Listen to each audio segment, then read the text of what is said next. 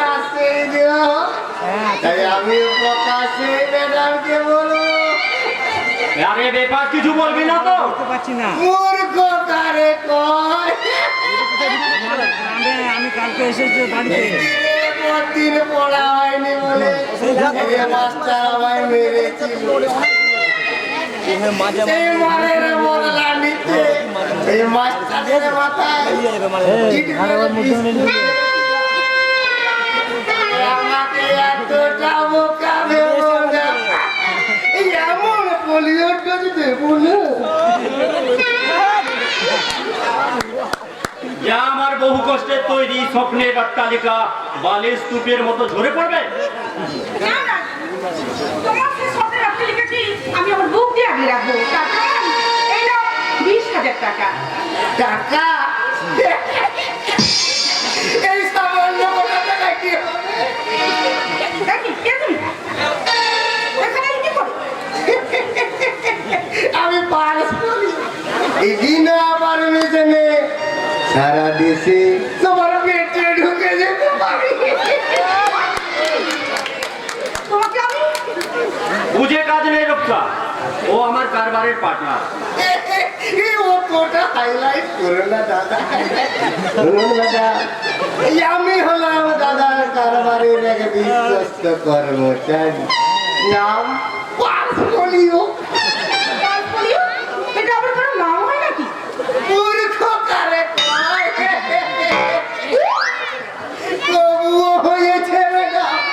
এই ছোটবেলায় এক নার্স দিদিমণি এই আমার মাথার পিছনে বুঝতে না পেরে ওই মুখের বদলে পোলিও ডোজটা পিছনেই ভরে যায়। আর তারপর থেকে আমার পা দুটো খোলা আর নাম হয়ে যায় পালস পোলিও। বাহ, ভারী ইন্টারেস্টিং তো। আরো ইন্টারেস্টিং হচ্ছে ম্যাডাম, এই যখন জানবেন এই কেউ আমাকে যদি একবারে কোলে তুলে নেয় তার কোনোদিন পোলিও হয় না।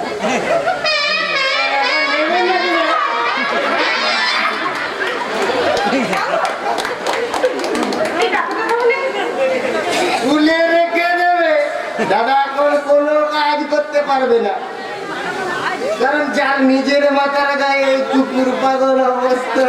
তার মানে তোর পড়ার সঙ্গে কি কথা বলছে? হ্যাঁ রক্ষা, এই এমন একটা বিপদের মধ্যে পড়েছি, এই না পাচ্ছি কাউকে কিছু বলতে, আর না পাচ্ছি নিজে কিছু সমাধান সমাধান। কি এমন হয়েছে? আর বলেন কেন ম্যাডাম, এই দাদার একটা জাহাজ এই আদা রসুন পেঁয়াজ কাঁচা লঙ্কা এইসব নিয়ে ওই আমেরিকা থেকে জলপথে আসছে, আর হঠাৎ ভ্যাট তাকে আটকে দেয়। এখন 1,00,000 টাকা না হলে তো কেস চাই, তার উপর আজ আবার ব্যাংক বন্ধ। তাই ভাবছিলাম একদিনের জন্য যদি টাকাটা ধার হিসাবে পেতাম, কাল অবশ্য ব্যাংক খুললেই আমি টাকাটা পেতাম। তার জন্য একটা চিন্তা কি? আর তোমার জন্য আমি কিছু করতে পারবো না। আর তুমি যাও, তোমার টাকাটা আমার কাছ থেকে নিয়ে দিও, কেমন? মূর্খ কারে কয়। এই তো সমস্যার সমাধান হয়ে গেল। তাহলে তাহলে এখন আমি আসি দাদা। শালা, এদেশে 2 নম্বরই নেতার বোন, মেয়ে তো নয়, যিনি টাকার বালিশ। এই সেই বালিশে দাদার হাতে যখন ঢুকেছে ওই বালিশ ডুবতে না যাওয়া পর্যন্ত আর বেরোবে না। চলি দাদা। সত্যি রক্ষা, সত্যি রক্ষা, আমি কি বলে থামাবো? এই কথা বলতে নেই। আর এই মেয়ে শোয়ার ফলে আমি তুমি হবে আমার হিরো, তখন তো সবকিছু তোমার আর আমার। তোমার বুকে মাথা রেখে আমি বলবো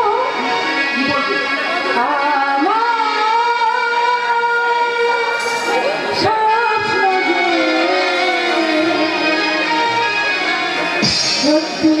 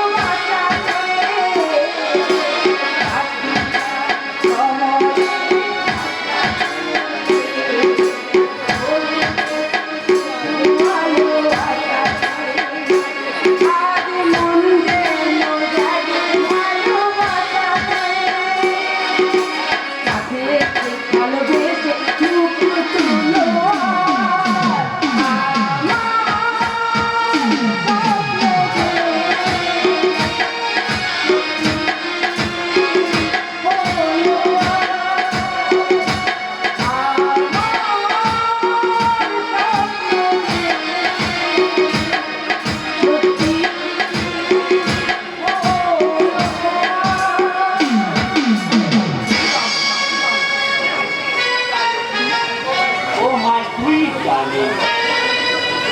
রূপসা, এই, সোজা তুই এখানে? খুব অবাক হলি তাই না রে? না, অবাক হবো কেন? আমার মতো এই বাড়িতে তোর চোখের সামনে গিটার আছে। থাক, তবু ভালো যে তুই এটাকে বাড়ি বলে মনে করিস। আমি তো ভেবেছিলাম এটা তোর কাছে একটা ডিস্কো কিংবা হোটেলে পরিণত হয়েছে।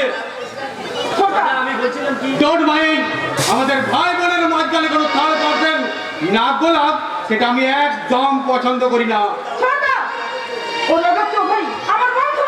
হ্যাঁ, তোর মতো মেয়ের যোগ্য বন্ধুই বটে। আপনি কিন্তু আমাকে ইন্টারলি অপমান করছেন। যাক, জেনে খুশি হলাম যে আপনি বুঝতে পেরেছেন।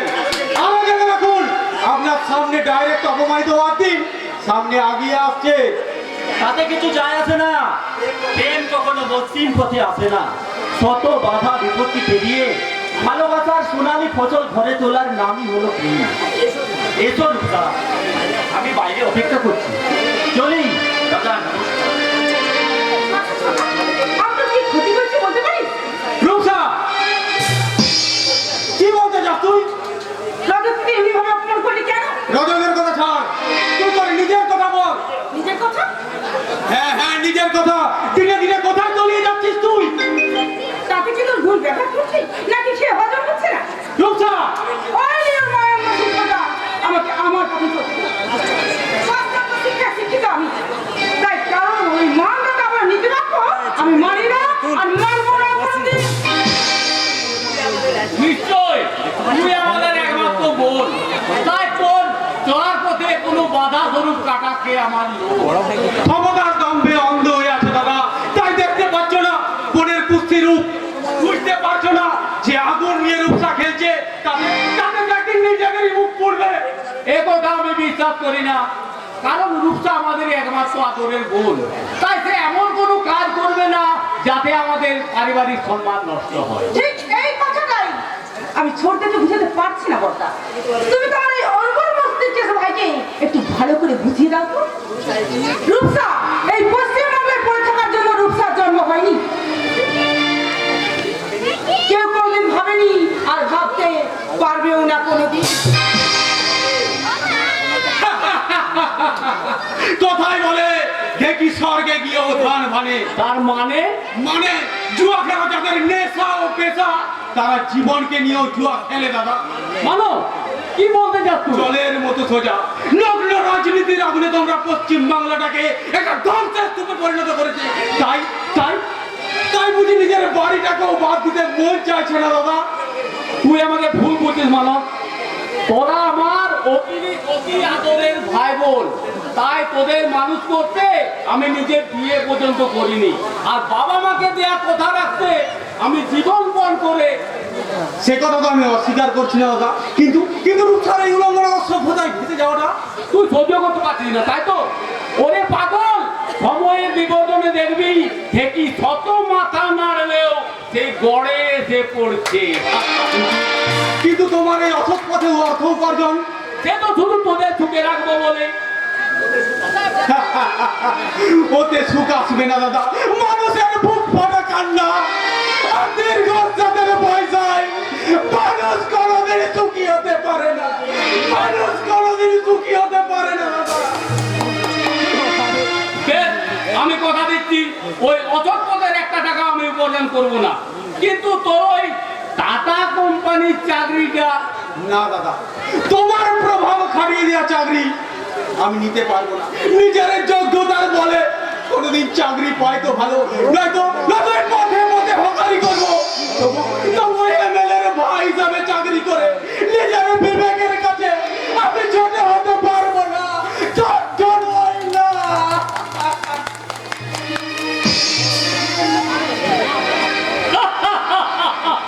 ওরে মূর্খ, মাত্র 5 বছরের এমএলএ আমি রূপনারায়ণ রায়, আর জেপি শ্রীবাস্তবের টাকায় ভাড়া করা গুন্ডা আর ক্যাডার দিয়ে সন্তান গুন্ডকর আর আগামী ইলেকশনে জিতবো কিনা কে জানে। তাই সারা জীবনের চিন্তাটা 5 বছরে করতে হবে। প্রয়োজনে মিথ্যা প্রতিশ্রুতি আর ধোঁকাবাজির টেন্ডে খাইয়ে চুরি করবো।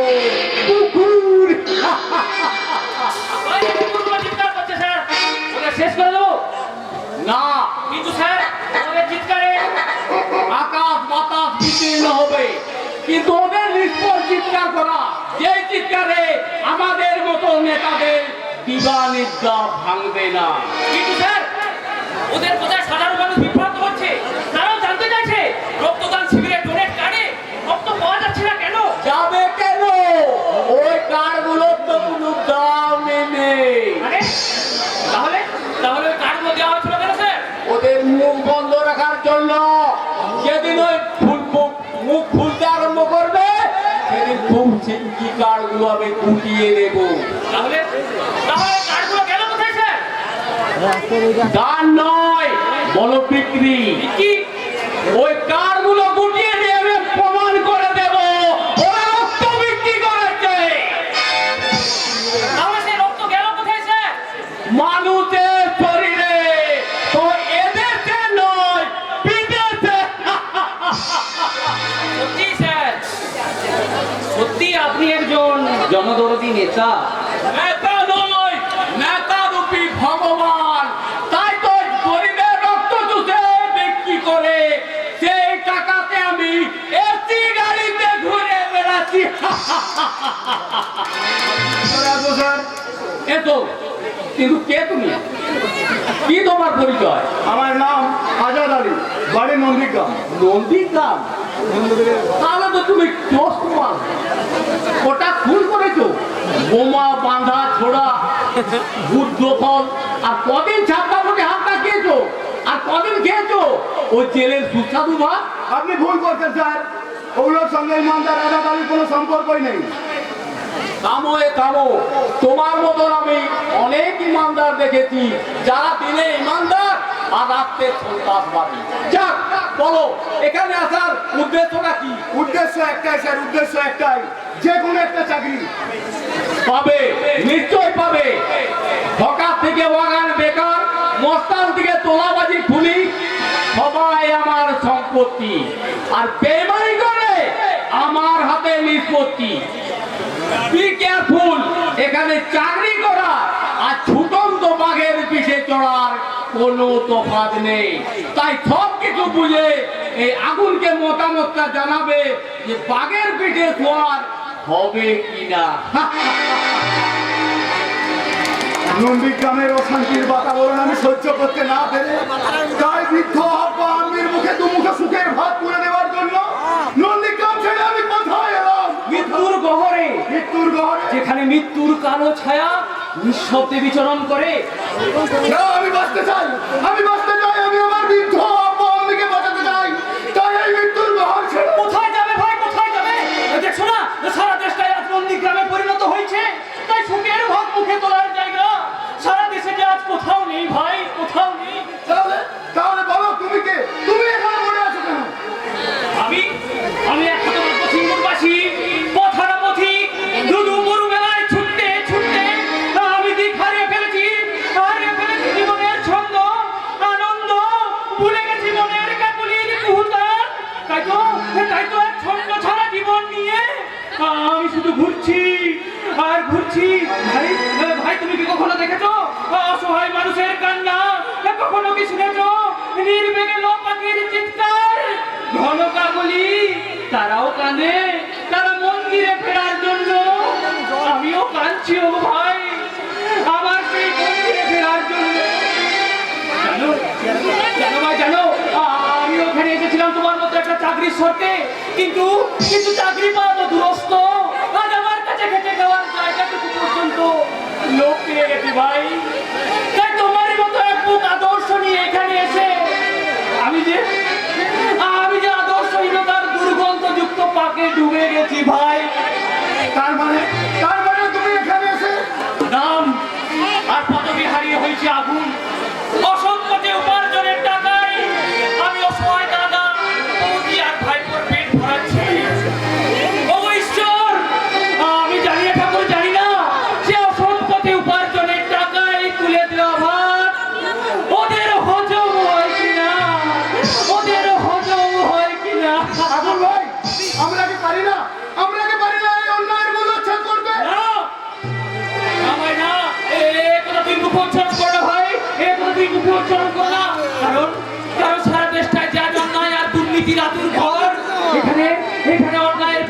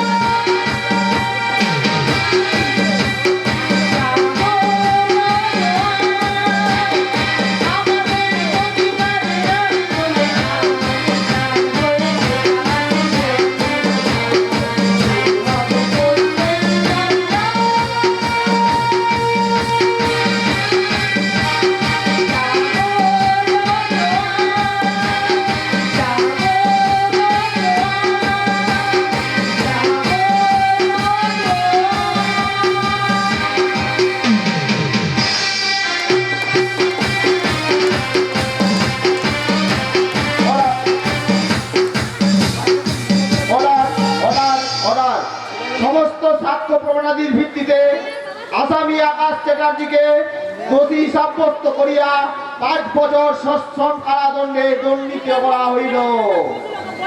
না, না। দাদা, এ আমি চাইনি, এ আমি চাইনি। কিন্তু এর কথা আমি কাকে বলবো? কে বুঝবে আমার এই অন্তরের বেদনা? যে মানুষটা আমার মান সম্মান বাঁচিয়ে আমাকে নবজীবন দান করেছে, আমার জীবন দেবতা আকাশ চ্যাটার্জি আজ আমার মৃত্যুর সাক্ষীতে জেল চলে যাচ্ছে। এই দৃশ্য দেখার আগে তুমি আমাকে মৃত্যু দিলে না কেন ঠাকুর? তুমি আমাকে মৃত্যু দিলে না কেন?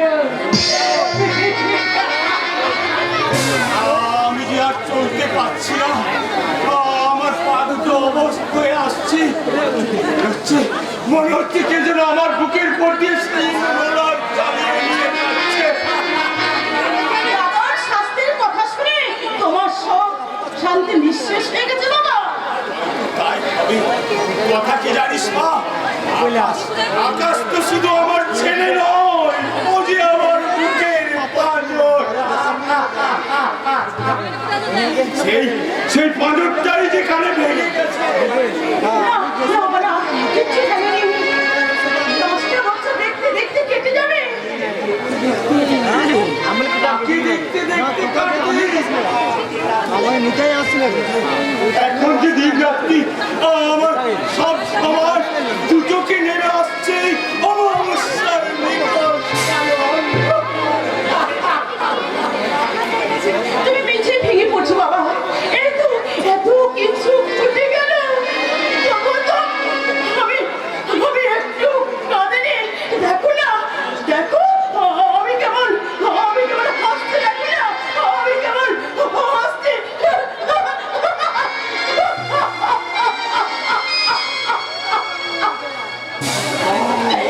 বাবা, ওর কান্না আমি সহ্য করতে পারছি না।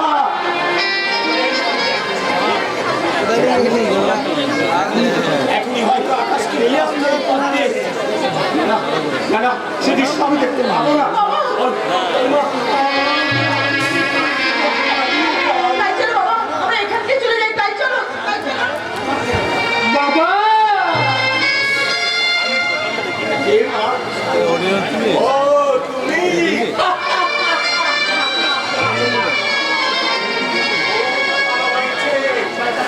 শয়তানটারে মিশাটা পাওয়া উচিত ছিল।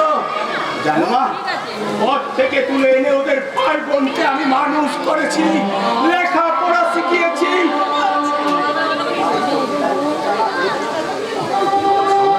আমার সমস্ত শিক্ষা দীক্ষা জলাঞ্জলি দিয়েছে কিনা আমায়? না না বাবা, না, তার কোনো দোষ নেই বাবা, তার কোনো দোষ নেই। আমার মিথ্যে সাক্ষী কি করেছো? সত্যি কথা বলতে তোমার কণ্ঠ একটুও কাঁপেনি। সেই জন্য আমি খুশি হয়েছি। আরো খুশি হতাম যদি ওর সাজা 5 বছরের বদলে 10 বছর হতো, কিংবা যাবজ্জীবন কিংবা ফাঁসি।